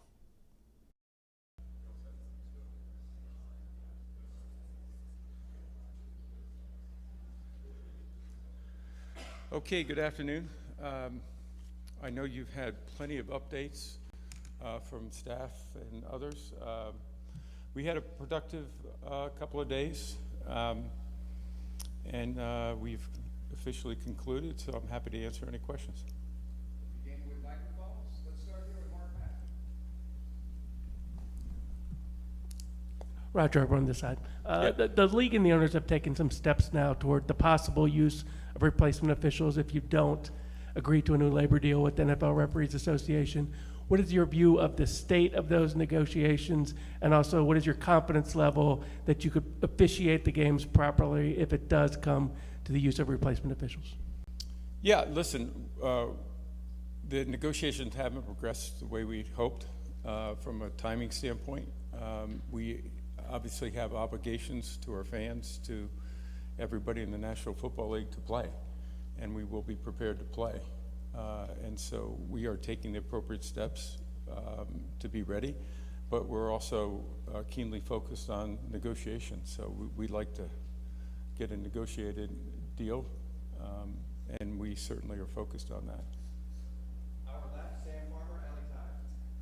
Roger, I know AI was a topic at these meetings, and I wonder where the league is effectively using AI right now, and where are the guardrails? Are there concerns about going too far in a particular area?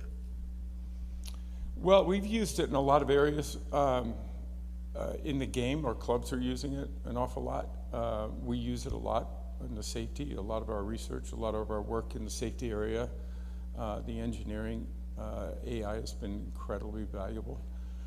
It's particularly valuable for us as we have more and more data that comes either off the field or from other focuses. And then we're able to take that data and be able to use it to help guide our direction. And whether it's on the field or whether it's engaging with our fans, what do fans want? How do we change that experience with our fans? How do we improve it? So I think AI is not just changing the world, it's going to change the way I think we operate, the way we engage with our fans, and I think it'll be very helpful in the context of game to be able to take that data and make it more valuable for clubs so that they can use it in a positive way. Staying on our left, Patrick Finley, Chicago Sun-Times. Hi, Roger. This is the third or fourth year in a row I'm going to ask you about a Bears stadium issue. It's okay. You're way behind Sam on LA, I promise you.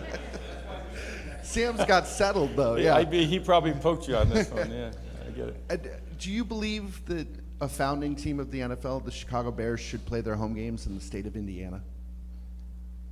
That's something that I think from this standpoint, they're focused on looking at the best resolution to a stadium.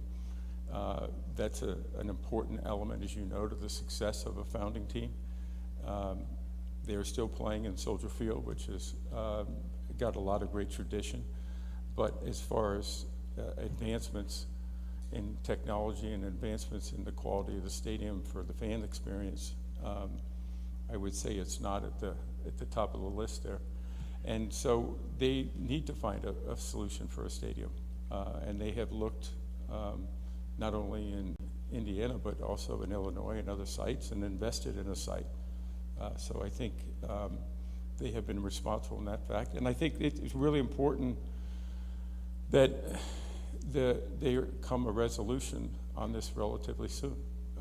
It's important. I've spoken to officials in Illinois that this is an important time to get this resolved sooner rather than later. I have two questions, Roger, so I'll start with the first one. Now that there's a new executive director in place for the NFLPA, what is your expectation or maybe your hope for a timeline when you might start negotiations on the next CBA? I think there's a reasonable time period that we ought to let JC get back in the saddle, as they say, and focused on what his membership's looking to accomplish, the priorities. I've talked to JC. I actually saw him last weekend, and I know that that's his primary focus, and it should be today, but I'm sure we'll get to that at some point in the future. This meeting, you all discussed the expansion of mental and behavioral health services at the team facilities. I wonder, especially in light of, we've had some crises in the last year or so with players, I wonder if you could address the need for that and why this was the moment for teams to do it. Well, I don't think it's just teams, and I don't think it's just for players. I actually, our focus is in providing resources, particularly in the mental health and mental wellness area that can help all of our personnel at the league level as well as the club levels. And our clubs were very engaged on this. I've spent several meetings in the last several months talking about what are the things that we should be focusing on, how do we support our employees, their families also. And I think we saw that there were a number of steps that we could take that is a natural evolution from where we've been that we think are going to be very helpful in helping people deal with those issues. And don't wait for a crisis. We want to be ahead of that and prevent crisis. We want to help people adjust and adapt and be in a better position to make the best decisions. We'll go front row, Neil and Gail. Hey, Roger. Last week, the Florida Attorney General sent a letter to the league asking them to suspend the Rooney Rule, claiming it's discrimination. And Art Rooney, the chair of the league's diversity committee, said that there's no question the environment has changed in recent years. The NFL has an obligation to make sure the league's policies comply with the laws. So is the current political environment impacting the league's diversity and inclusion programs, and will it impact the application of the Rooney Rule? Well, one thing that doesn't change is our values. And we believe that diversity has been a benefit to the National Football League. We are well aware of the laws and where the laws are changing or evolving. We think the Rooney Rule is consistent with those. And we certainly will engage with the Florida AG or anybody else, as we have in the past, to talk about our policies and what they are. As you know, the Rooney Rule is not a hiring mandate. It's intended to try to help, and it's been used by industries far beyond football and far beyond the United States to help identify candidates and a diverse set of candidates, bring in better talent, and give us an opportunity to hire the best talent ultimately. And the clubs make those decisions individually. And those are, I think, principles of how we try to get better, bring the best talent. On the right, Randall Williams, Bloomberg. Hey, Roger, just following up on Rooney Rule question. Just to be crystal clear, the Rooney Rule is not going anywhere at this time? No. No, the Rooney Rule's been around a long time. We've evolved it, we've changed it. We'll continue to do that as circumstances warrant. Middle left, Ben Fisher. Hi, Roger. Can you provide us an update on the investigation into Steve Tisch and whether there's any cause for action under the personal conduct policy? There hasn't been. As we said, we were going to follow the facts. We have been doing that.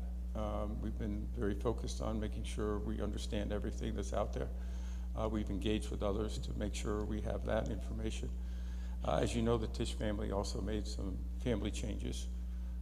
Steve and John and Lori actually did some transactions as part of their estate planning and no longer owners.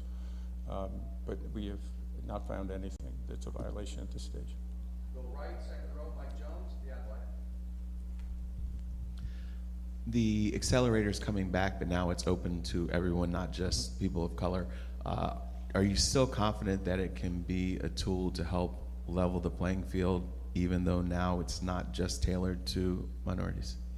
I think it's about giving our employees that are in the league a chance to continue to expand their horizons, their abilities, educate them more on other aspects of the league so they can play different roles in the league going forward. We have programs, and we've had programs for years that are further education and further opportunities to improve themselves. And so we believe in that. We believe in our people. And I think we'll always do what we can to try to help our employees advance, not just in the National Football League, but beyond the National Football League. Go middle left, Bob Pagata, Seattle. Yeah, hi, Roger. Just curious, since we last spoke to you, the Seattle Seahawks have been put up for sale. Just if from your standpoint, if there's any progress in that sale or any news to report? There's no news to report. Obviously, since probably we last met, they're officially for sale. They hired a bank and they're going to work. And there's a great deal of interest in that. That's about all I know at this stage, though. Hey, Roger. Hey, Ben. A couple weeks ago, there was a high-profile episode with Max Crosby where the Ravens negated the trade after examining him in a physical. Was there any talk amongst executives or owners about the free agency process maybe needing to be changed in light of that episode? No. We'll stay right here with Dave Burnett, Detroit. Hey, Roger, right here. Question about Lions cornerback Terrion Arnold for you. His name has been mentioned in conjunction with an incident in Florida where several of his associates have been arrested. He has not been charged. Has not been arrested. I'm wondering, just under the personal conduct policy, what the league will do to investigate that, and if he still could be subject to discipline even if he's never arrested or charged. Well, I think he just said he hasn't been charged. I mean, obviously, again, we'll follow the facts. There are obligations of clubs to report areas where there's a potential for any personal conduct violations. But we obviously will follow all of that and deal with it appropriately. Let's go to Las Vegas. Ed Graham. Roger, the succession plan that Davis was reported on coming into this, can you say if that happened, if there was a vote on it, and if there's any update on his plan to have a succession? Yes, the Vegas transaction was voted on and approved. Go a couple more. Sal from Buffalo. Hi, Roger. Sal Capaccio. Good to see you. Hi, Sal. I think I don't know if I need to stand or not. No, that wasn't what I meant. The lights. I got you. There's been a lot of talk in other leagues, particularly the NBA and NHL, recently about their draft process, tanking, things like that. Does that ever come across your desk, and maybe how you evaluate the draft process, where your guys are at, and if it's anything maybe your competition committee would think about or talk about? And secondly, as a native Western New Yorker, if you could comment on the Bills opening new Highmark Stadium in 2026 and maybe even getting an NFL draft in the next few years. Let's take that in the order. The first issue on the tanking, listen, this is something that we obviously keep a keen focus on, but we don't see any evidence of that. I think you look at the end of our season, even during our season, we had the most competitive season we've probably ever had in the National Football League. I think 70% of our games were within one score at the end of the game. We had teams go from last to first. The two teams in the Super Bowl didn't even make the playoffs last year. So I think what you see is a very competitive league. And you see players and coaches who want to win. And they're out there playing their hearts out. And so I couldn't be prouder of them and prouder of where the game is right now. So that is not something that we even spent. I think I spent most of the time with the competition committee, at least in Indianapolis, and I don't think it was even discussed. Your second question, yes, I have a great deal of pride in Western New York, but I also have a great deal of pride in the Bills and how they've been able to work through and get the stadium in a great public-private partnership with the state, the county, and Terry Pegula and his team stepping up. So I'm excited. I haven't seen the stadium in a few months, but we saw some more pictures this week that have me even more excited. So I look forward to being there. Okay, let's go to Jory. Roger, right now NFL officials are all part-time. Do you think officiating in the NFL would improve if some officials were full-time employees of the league? And in concert with that, do you think there is economic buy-in from team ownership to have that be a possibility? Yeah, listen, our number one objective is to improve officiating.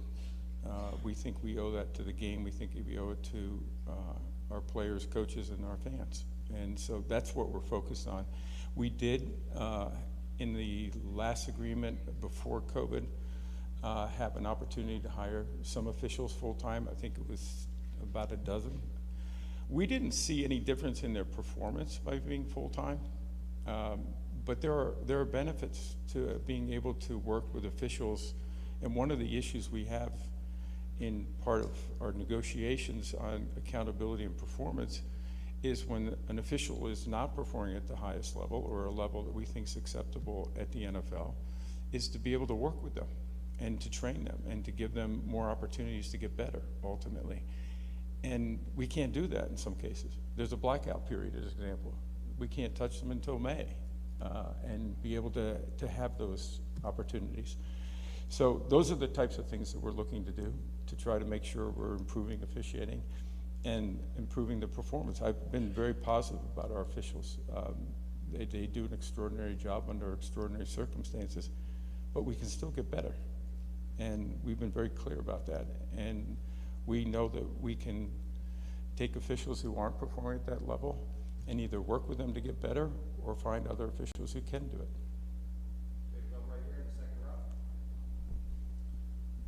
In terms of Super Bowl 63, what did you see from Las Vegas in 2024 that made you want to go back so quickly? And how would you like to see them raise the bar even more in 2029? Well, one of the great things about the Super Bowl or the draft, or frankly, most any event, I think every city takes it, and I think they put their signature on it.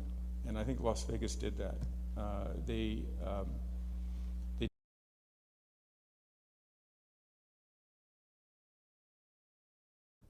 All right, welcome back to Live Impact News as we hear from Commissioner Roger Goodell of the NFL on a number of different topics. Again, the NFL, you look at television ratings, you look at general interest, social media, you look at interest across multiple demographics, the most powerful sports league that we have here in the United States, and discussing a number of different topics there from the man in charge of that sports league. So we wanted to take a brief look at that. And now we are actually going to finish the stream with a special interview here. We have a chance to welcome Dr. Aaron Baker to Live Impact News. Dr. Baker is a professional of mechanical and industrial engineering at the University of Massachusetts Amherst. And while there, she directs the Energy Transition Institute. Dr. Baker, thank you so much for taking the time. We really appreciate it. How's everything going with you today, first of all? Great. Everything's fantastic. All right, awesome. And hopefully it continues to be so after this interview is over. We're going to try our best to explore topics that really have a national significance, global significance, but also right here in Hampton Roads. We're talking more specifically about renewable energy and the renewable energy industry right here in the United States. Now, we know that during President Donald Trump's second term, he has taken a real specified sort of attack on renewable energy, preferring to favor fossil fuels, at least based on his policy and what he has implemented. I want to start broad here and just say, how much of a hit has the renewable energy industry taken since President Trump took office for his second term? Yeah, great question. The answer is that so far it has not taken a hit. We have not seen it have a big impact. Wind, solar, and battery capacity grew at record rates in 2025, adding 50 gigawatts. So it's continuing to grow, and I think the reason is clear. It's because it's good business, it's profitable. It also suppresses prices, which is really important to ratepayers right now. And so we see it growing everywhere. And I always like to point to Texas, where they have the most wind, the second most solar, and batteries growing at an immense rate there. That is 100% because it's good business. And when we talk about that, the federal government can attempt to sort of tamper down on the growth of that industry. But is this a situation where that industry is almost sort of government proof because the consumer will speak in its favor time and time again? Well, that's a great question. That remains to be seen. I think a growing industry, any industry that's targeted by the government, is somewhat vulnerable. And a growing industry, can be a little easier to kneecap a growing industry than to kind of push back on an entrenched industry. So that does provide a little bit of vulnerability. But certainly we see it growing like crazy. And with the focus on energy prices right now and the fact that right now renewable energy will suppress prices, I think it's going to make it harder to push it back. That was actually going to be among my line of questioning. Obviously, we're in the midst of a crisis right now. The war in Iran has created a situation where gas prices are over $4 on average for the first time since 2022, the last time a major sort of globally involved war broke out, as it may be. When that happens, obviously people are experiencing a lot of pain at the pump. It is difficult for consumers. It can impact our economy as a whole. But when it comes to the renewable energy industry, does that provide a benefit to that particular industry? Yeah, Yeah, well, the renewable energy industry certainly provides a benefit to the U.S. in a situation where oil prices are high and variable and natural gas is following along. So certainly renewable energy provides a benefit to us. And yes, I think it does provide a benefit. I mean, where I've seen it recently is just around the world. What we're seeing is people are rushing to renewable energy in Asia, where people are being affected by this war just as much as we are here. There's been a great demand for solar, great demand for electric vehicles.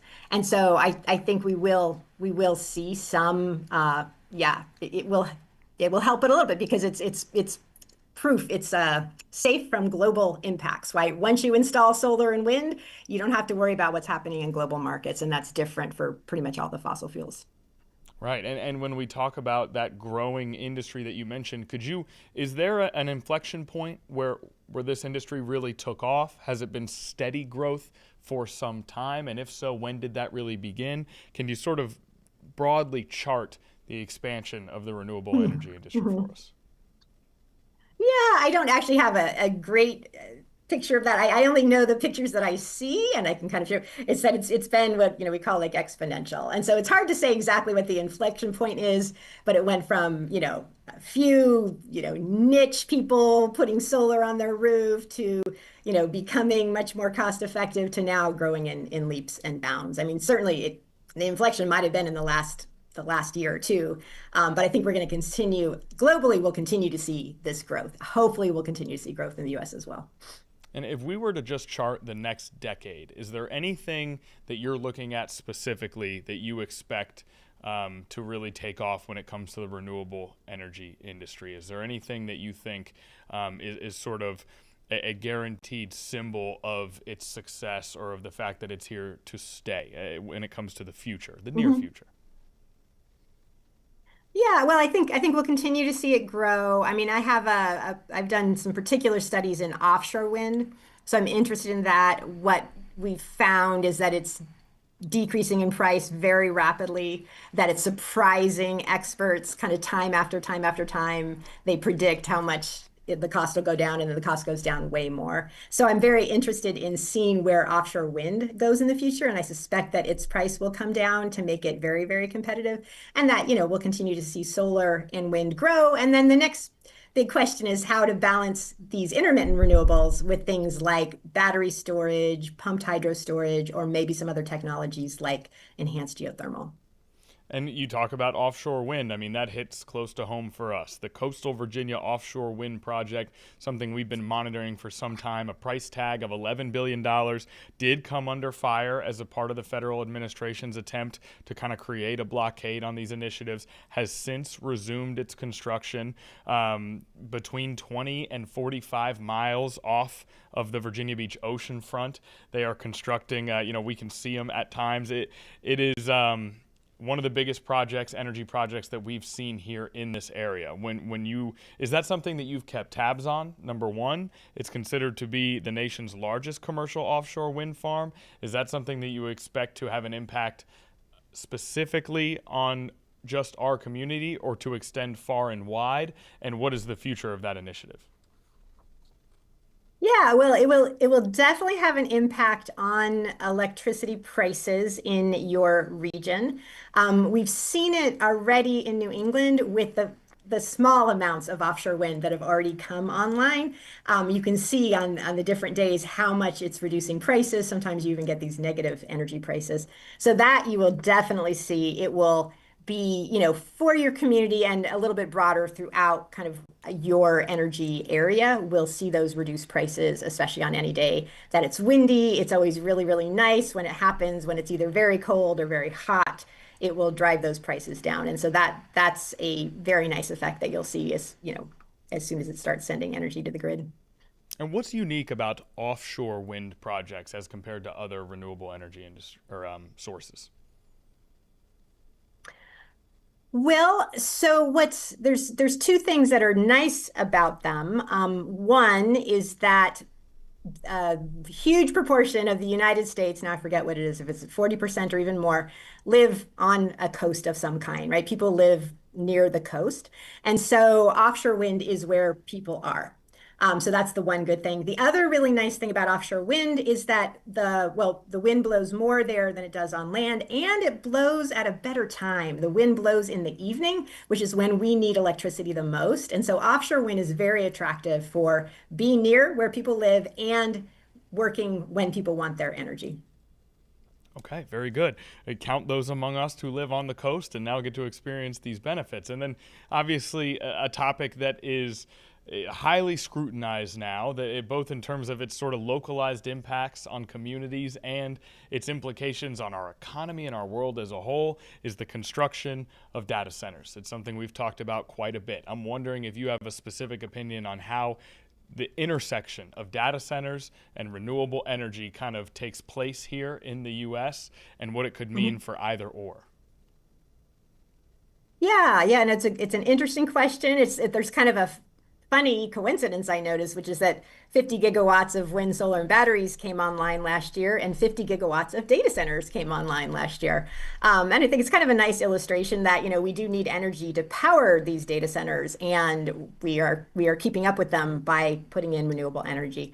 An important thing is renewable energy, both solar and wind, is what I call modular, meaning that you can put in kind of one wind turbine, and then you put in another 5, and then you put in another 500. So you don't need to build one big giant plant. You can build them one at a time. And that means we can bring them online much faster. And that is what we're seeing.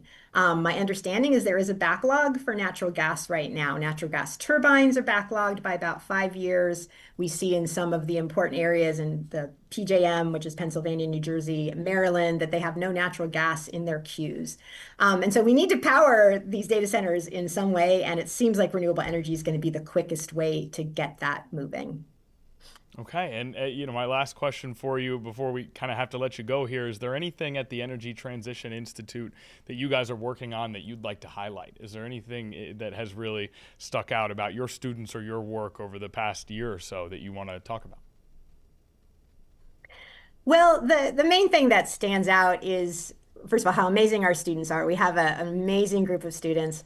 And one thing that we really try to do is we have people who work on the technological aspects of the energy system connect with people who work on the human part of the energy system. And so we have people in anthropology, even comparative literature, working with electrical engineers and, economists and computer scientists. And so that's what really stands out. And that has made it really interesting. So to understand, we look at things like there's something called demand response that affects people in their households, and it also affects the energy system. And so it's really fun looking at that from all these different levels. And so maybe that would be the one thing that stands out for me. That's awesome. I absolutely love that, bringing people together all towards one goal. And we think of it as just an engineering thing sometimes. I love to hear that there's so many more aspects that go into it. Well, Dr. Baker, I can't tell you how much we appreciate you coming on and talking to us about this. It's a topic that I'm sure will have ripple effects for as long as we're around. So thank you so much for hanging out for a little bit and talking to us. You're welcome. Thank you. That is Dr. Erin Baker, Professor of Mechanical and Industrial Engineering at the University of Massachusetts Amherst, allowing us to take up a little bit of her time to talk about renewable energy and the renewable energy industry in the United States. And I thought what really stood out there, the Trump administration has, through some of its policy attempts, put a light on fossil fuel and tried to create more of a blockade against renewable energy growth. And Dr. Baker said that growth has been unrelenting despite some of those policies and some of those attempts. So that is what really stood out about the beginning of that interview. I guess we'll do this live here. We'll talk about this on air. Naya, can we just spend a little bit of time with the astronauts before we end the stream? Does that work for you? Yeah, you can. Okay, I can. We can. This is People's producer Nia Campbell. We're a team here. Let's take another look at the astronauts who have now boarded the Artemis II, and are who knows where they are, what station this is. It looks like they're pretty locked in here with just immensely busy boards in front of them. That who knows what is going on there. I'm sure it's remarkably complicated, but they are suited and ready to go, helmets on, gloves on, and they are seated in their spots. And And we also see over here on the sort of the bottom right portion of the screen is people gathered to watch the Artemis take off. And remember, it's 2:57 p.m. 6:24 is the start of the launch window.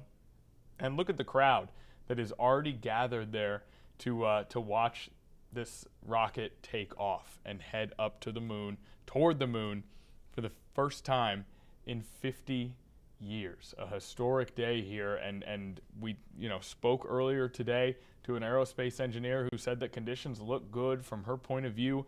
So we're hoping that they're able to launch during this window here. If not, they have other windows throughout the week where they could potentially launch, but for now, everything looks ready to go. The crowd is there ready to go. It's a beautiful day here on the East Coast. I don't know exactly what the weather is in Florida, but if it's anything like here in Hampton Roads, then it's just a great day to be on a beach watching a launch. Certainly a great day for those 4 astronauts who have accomplished something that is admirable, courageous, and incredible as they get ready to head out on this mission. And as we spoke with our aerospace engineer earlier today, this mission hopes to continue on in a path towards making the moon more habitable, more permanent settlement on the moon, and that could potentially lead to the moon sort of being a stopping point on trips to Mars. So I want you to consider that for a brief moment. Now, this is far in the future, but today's launch is a step towards creating a permanent situation on the moon that could then allow for rockets to stop at the moon on their way to Mars. Now, this is ambitious future plans, but that just sounds incredible. The extraction of water from the moon, a massive component as to whether this could happen. As we learned earlier today, water on the moon is largely frozen, but can it be extracted and used? A major question that is a part of missions to come towards the moon. And the Artemis 2 today, a massive step in that direction.